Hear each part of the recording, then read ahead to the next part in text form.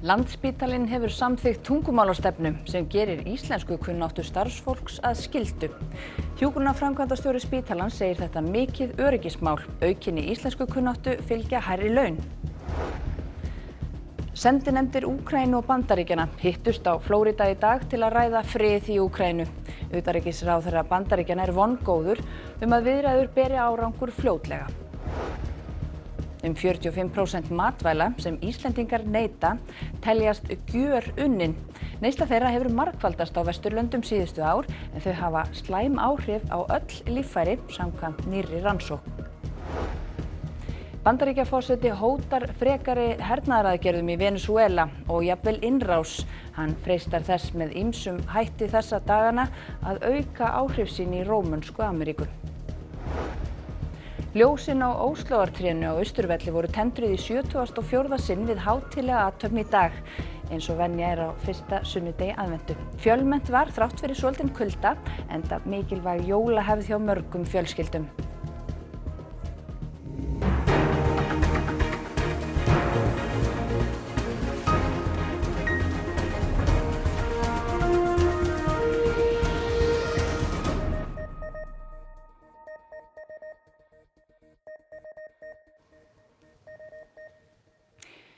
Gott kvöld.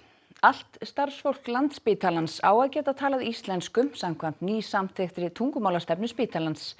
Byrjað verður að gera þær kröfur til hjúkrunarfræðinga, sjúkraliða og sérnámslækna. Betri íslenskukunnáttu fylgja hærri laun. Átakið hefur verið í nokkurn tíma í undirbúningi en nú er það að hefjast og í sinni einföldustu mynd gengur það út á að starfsfólk spítalans tali að minnstakosti sæmilega íslensku þannig að það geti gert sér skiljanlegt við sjúklingana og skilið hvað sjúklingarnir segja.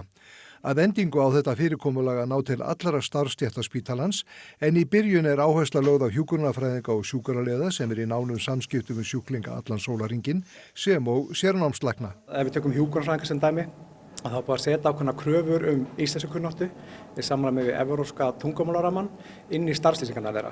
Hjúkrunarfræðingarnir vinna í starfslýsingu frá A til E, þar sem A er nýliði og E eru svona vel reynt fólk og það eru mismunandi kröfur gerðar í hverri starfslýsingu. Hverri lýsingu fylgir náttúrulega aukin ábyrgð og flóknari verkefni, þannig að það þarf að kunna meiri íslensku í hverri starfslýsingu. Flokkunarkerfið frá nýliða yfir í sérfræðing sé þekkt víða heim. Ólafur segir að þetta skuldbindi spítalann til að koma á innviðum þannig að starfsmenn hafi tök á að einhverju leyti að læra í vinnutímanum. Samningur hafi verið gerð við Háskólann á Bifröst og íslenskukennari ráðinn. Flokkun þeirra starfsmanna sem þegar eru við störf breytist ekki og Ólafur segir að kerfi leiði ekki til launalækkunar. Þeir sem koma nýir inn, þeir þurfa að uppfylla auðvitað þessa kröfur, þannig að þegar nýr til dæmis hjúkrunarfræðingur þarf að vera með að minnstakosti A1 íslensku sem eru frekar litla kröfur. Ef þú ætlir í sérnám í læknisfræði þarf að vera með allan að B2 íslensku.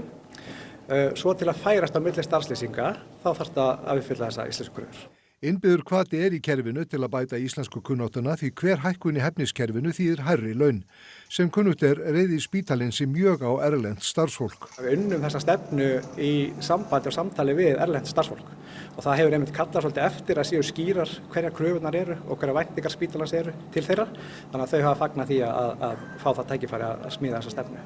Vegna eðlis starfseminnar er augljóslega mikilvægt að öll samskipti séu skýr og klár. Þetta er gríðarlegt öryggismál. Það að starfsfólki skilji sjúklingarna okkar og að sjúklingarnir skilji starfsfólki okkar getur haft verulega áhrif á framvindu meðferða og greiningar og annað. Þannig að þetta skiptir okkur máli að við gerum þetta vel og rétt.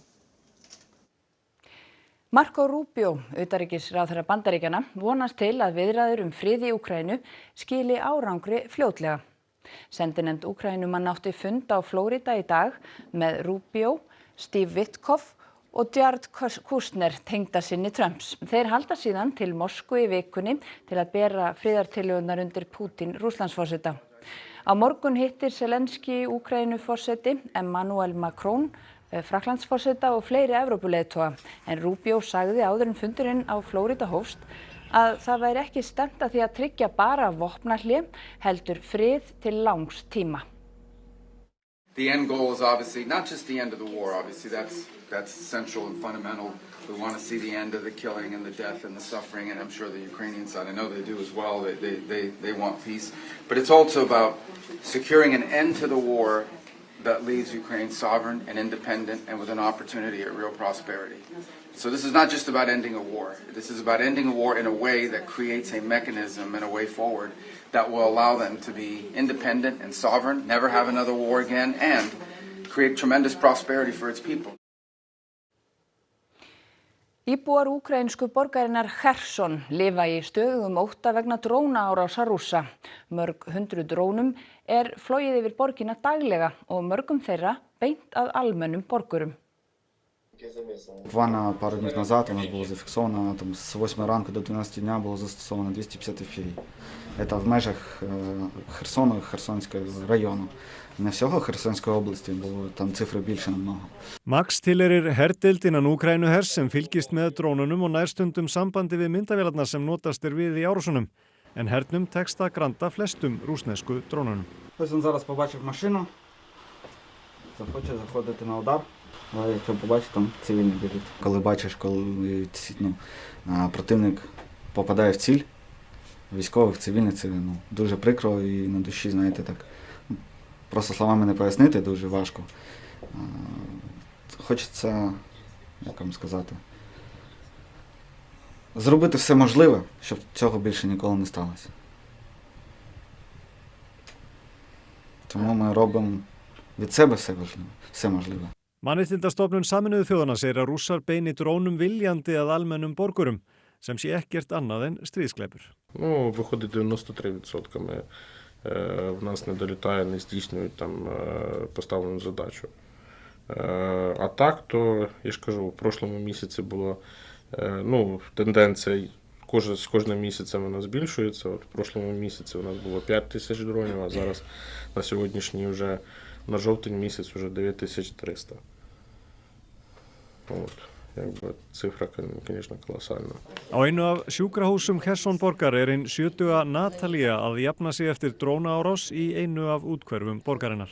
Они так бахают, тварюки такие. У меня все окна в хате разбиты. Все и в одной, и в другой. Все без окон, позабиты ДСП. Вот так вот. Там люди выживают, они живут. Gjörunnin matvæli hafa slæm áhrif á líffærakerfið, samkvæmt nýrri og umfangsmikilli rannsókn. Neysla þeirra hefur margfaldast á Vesturlöndum og 45% matvæla sem Íslendingar neyta teljast gjörunnin. Gjörunnin matvæli eru ákaflega hættulega heilsunni, auka líkur á sjúkdómum og hafa slæm áhrif á öll líffæri líkamans. Þetta niðurstaða umfangsmestu rannsóknar sem gerð hefur verið á þessu sviði.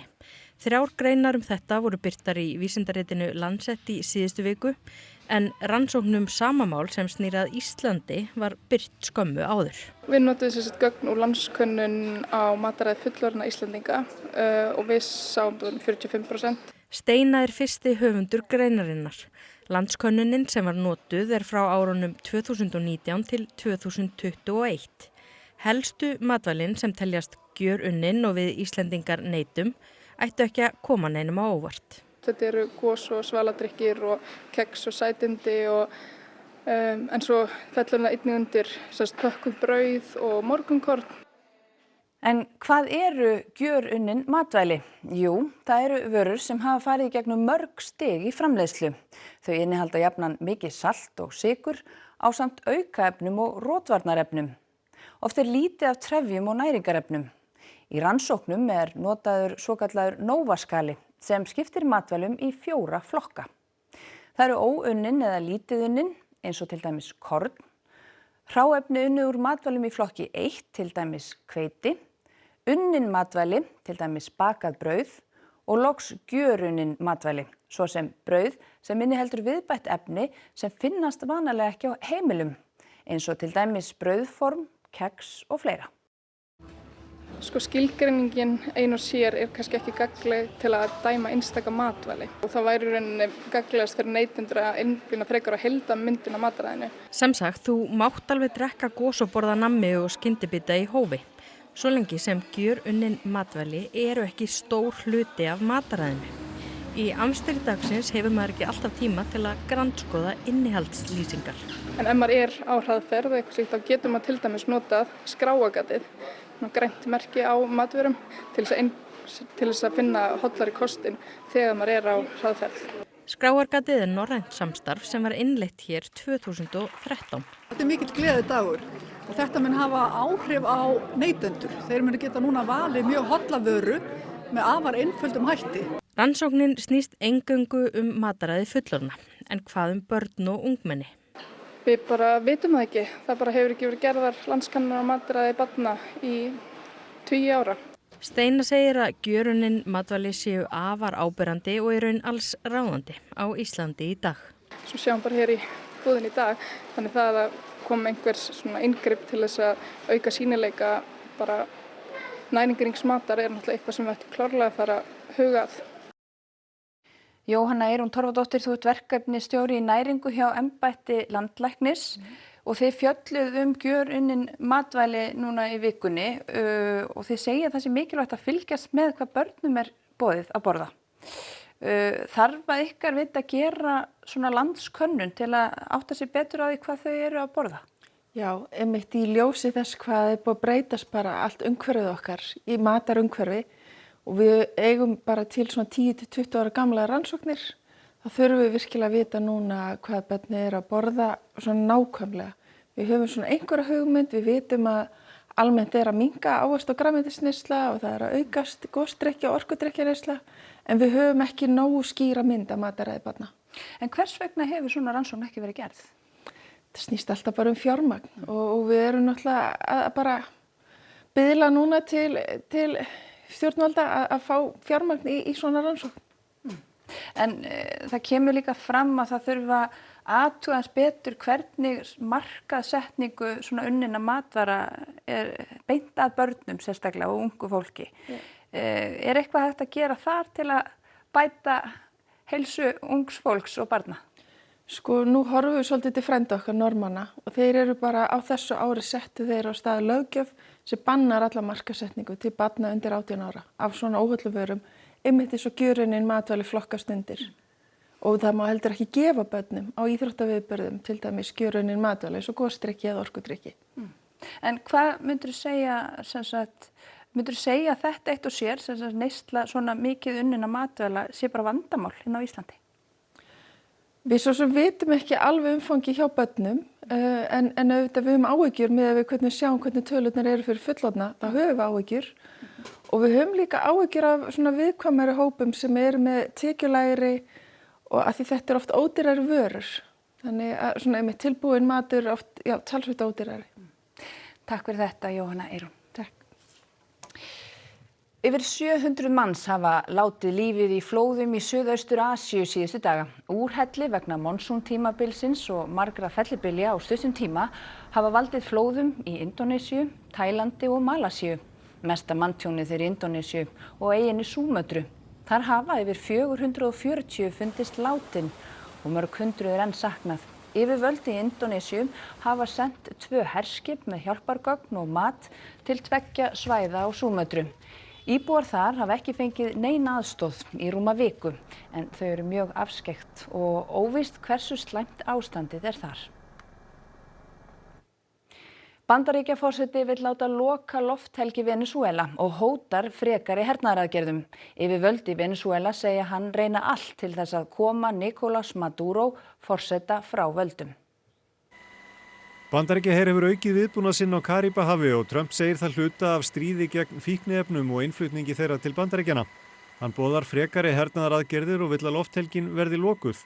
En flest flugfélög aflýstu ferðum til Venezuela í vikunni vegna spennunar milli ríkjanna. Ég held ekki Trump að plana innrás. Ég held það ekki besta hugmynd.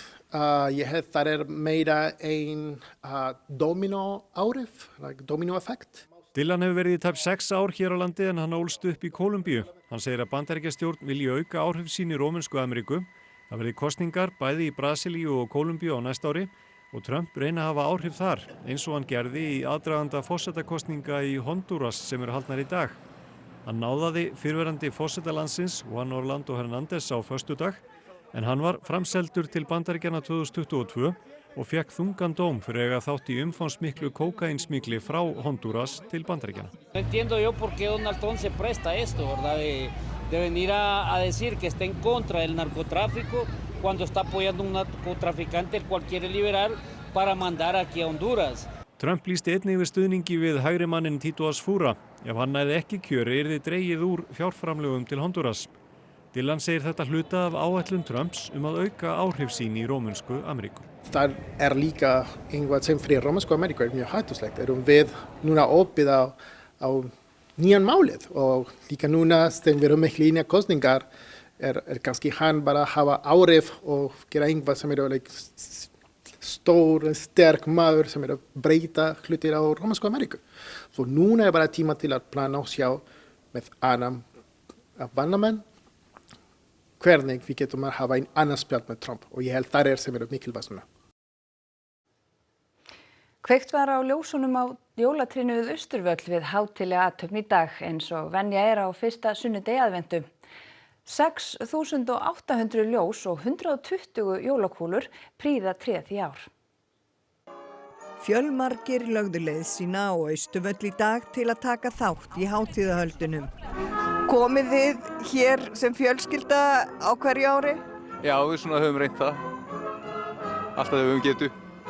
Þetta hluta jólahefðinni hjá ykkur? Já, við viljum reyna að halda í þetta. Þetta var alltaf gert þegar við vorum lítil. Og í okkar minningum dálítið sterk jólahefð. Við erum á eftir að fara í jólabúið hjá ömmu og við erum bara hérna til að hitta ömmu á eftireldi. En ég veit það samt ekki alveg. Mætið þið oft hér á Austurvöll þegar verið að tendra jólatréð? Ég held að þetta sé fyrsta sinn sem við mætum. Þetta mögulega upphafa einhverju hefð? Já, getur verið. Þetta er skemmtilegt. Hvað finnst þér skemmtilegast á jólunum? Að opna dagatalið. Hvenær máttu opna dagatalið? Á morgun. Og loks var komið að stóru stundinni.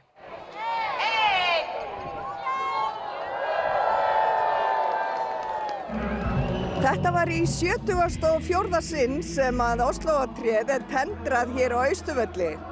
Þó svo að hinn síðustu ár hafi tréð verið sótt upp í Heiðmörk það jafnan kennt við norsku höfuðborgina og enn nýtt til þess að treysta vinaböndin milli frændþjóðanna Íslands og Noregs.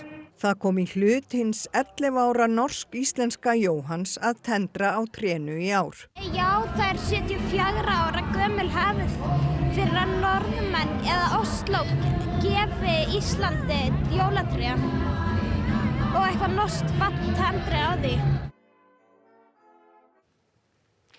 Og þá veðri. Á morgun verður austan átt á landinu víða allhvasst eða hvasst og snarpar vindhviður við suðausturströndina. Rigning eða slitta á austanverðu landinu og snjókoma til fjalla. En stöku skúrir eða él vestanlands. Hiti verður yfirleitt á bilinu 1 til 6 stig. En nánar veðrið að loknum íþróttafréttum. Íslenska kvennalandsliðið í handbolta spilaði úrslitaleik sæti í umspili á HM í handbolta í dag og það vannst langþráður sigur. Íslenska karlalandsliðið í körfubolta tók á móti Bretlandi í undankeppni HM 2027 í Laugardalshöll í dag. Og við hittum Júlíu Silvíu Gunnarsdóttur og Manuel Piazza sem á leið á EM í listansi á skautum í janúar. Þetta og fleira í íþróttum hér eftir andartak. Áður en við kveðjum ykkur þá skulum við rifja upp það sem var helst í þessum fréttatíma. Landspítalinn hefur samþykkt tungumálastefnu sem gerir íslenskukunnáttu starfsfólks að skyldu. Hjúkrunarframkvæmdastjóri spítalans segir þetta mikið öryggismál. Aukinni íslenskukunnáttu fylgja hærri laun. Sendinefndir Úkraínu og Bandaríkjanna hittust á Flórída í dag til að ræða frið í Úkraínu.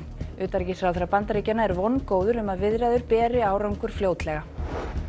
45% matvæla sem Íslendingar neyta teljast gjörunnin. Neysla þeirra hefur margfaldast á Vesturlöndum síðustu ár en þau hafa slæma áhrif á öll líffæri samkvæmt nýrri rannsókn. Bandaríkjaforseti hótar frekari hernaðaraðgerðum í Venesúela og jafnvel innrás. Hann freistar þess með ýmsum hætti þessa dagana að auka áhrif sín í Rómönsku Ameríku. Og þá er komið að lokum hjá okkur í kvöld. Við minnum á að þið getið sent okkur ábendingar að fréttum á netfangið fréttir@ruv.is. En við kveðjum ykkur þennan fyrsta sunnudag í aðventu með myndum sem Bragi Valgeirsson tók á æfingu Kvennakórs Reykjavíkur fyrir aðventu tónleika kórsins sem verða í miðri viku. Við þökkum ykkur samfylgdina helgina. Hafið það gott og verið sæl.